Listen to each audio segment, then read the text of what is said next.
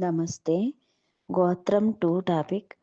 British వాళ్ళు వచ్చాక గోత్రం వ్యవస్థను అర్థం చేసుకోలేక దాన్ని మూఢనమ్మకం అని అన్నారు. 10,000 సంవత్సరాల వ్యవస్థ 100 సంవత్సరాలుగా కరిగిపోతుంది. దీని గురించి ఇప్పటి ప్రజలకు సంపూర్ణ అవగాహన కావాలి. మీ గోత్రం మీకు తెలియకపోతే మీరు మీ ఆత్మీక మ్యాప్‌ని కోల్పోతారు. అవి గోత్రం అనేది మీ ఆధ్యాత్మిక జీపీఎస్. సరైన మంత్రం, సరైన పూజా విధానం, సరైన ధ్యానం, సరైన వివాహం, సరైన ఆధ్యాత్మిక మార్గం. ఇవి అన్నీ గోత్రం ఆధారంగా తెలుసుకోవచ్చు.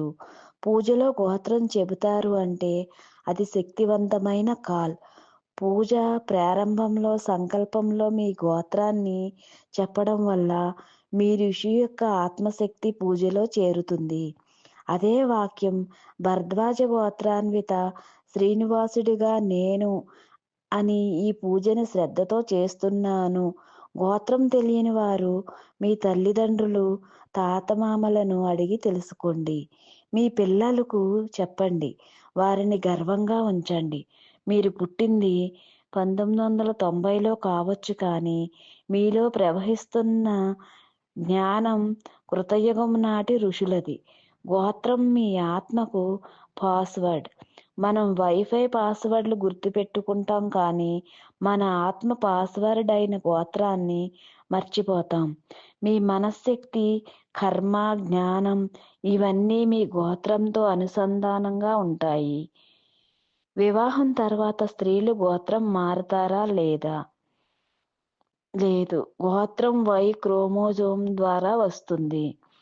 అంటే పురుషుల ద్వారా స్త్రీలు తమ తండ్రి గోత్రాన్ని శ్రద్ధాదుల్లో ఉంచుతారు. అందుకే స్త్రీ గోత్రం మారదు. అది ఆమెలో శాశ్వతంగా ఉంటుంది. దేవతలు కూడా గోత్ర నియమాలను అనుసరించారు. రాముడి వివాహ సమయంలో రాముడు ఇక్ష్వాకు వంశం, వశిష్ఠ గోత్రం. సీత జనకుని కూతురు, కశ్యప గోత్రం.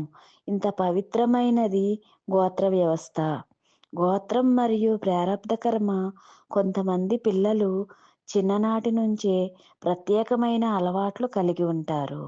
ఇది వారి ప్రారబ్ధ కర్మ మరియు గోత్రం వల్ల ఋషులు తమకు ప్రత్యేకమైన కర్మ బీజాలు కలిగి ఉన్నారు.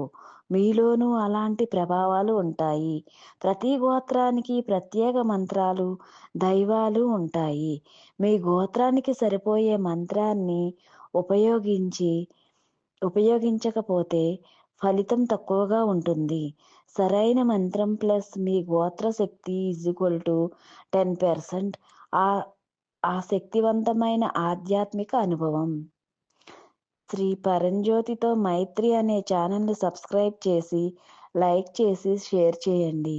ధన్యవాదాలు.